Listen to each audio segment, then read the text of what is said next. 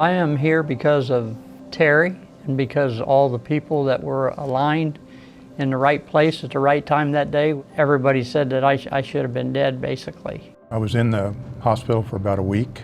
Great communication from the staff. I think that was, for me, the most daunting thing was not really knowing what was going to happen going forward and what my recovery might look like and just never being through it.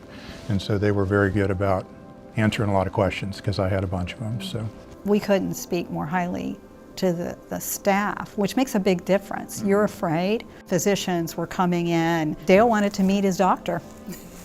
Alicia kept saying, he's gonna come, because he wanted to thank the man who saved his life.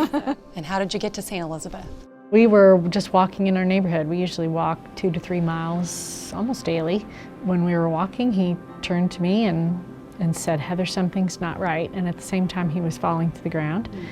And so I just called 911 and started CPR and started screaming at the top of my lungs for help from any of my neighbors. And luckily, one of my neighbors is a nurse. She came running, took over for me after a couple minutes, and he had constant CPR with fresh hands, and it got him to the hospital alive. My story is a little bit different because I don't remember a lot, even the day before.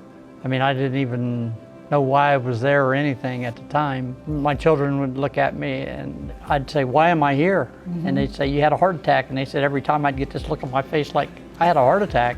He said, I don't feel right. I got a really bad pain in my arm and it's really scaring me.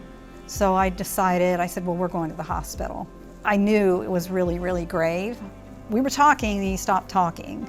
And he went over and I was in a place I couldn't even pull over. I had to wait like 30 seconds to get somewhere where I just plowed into somebody's yard and jumped out and dropped his seat down and started doing CPR. It's pretty difficult reliving that out loud.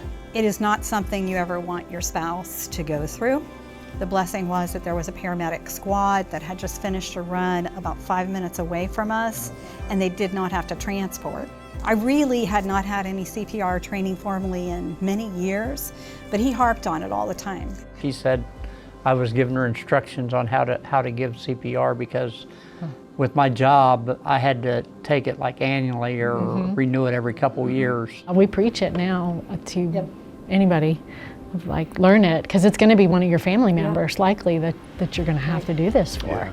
I have a daughter that texts me every month on the date, and she just texted me a couple days ago and said 6 months, and she calls it bonus time. So after seeing my brother and my father just have massive heart attacks and die right away, and me to be able to survive, I feel like it's a real bonus. I'm glad to be here with my family, and I hope that I can make a difference for some people because I'm here. This is why I do it, is seeing you guys, knowing that I have personal history, myself probably need to be screened, here in the future, and it's just one of those things where you want to have that team there for you, and that's what I want to give to my patients every day.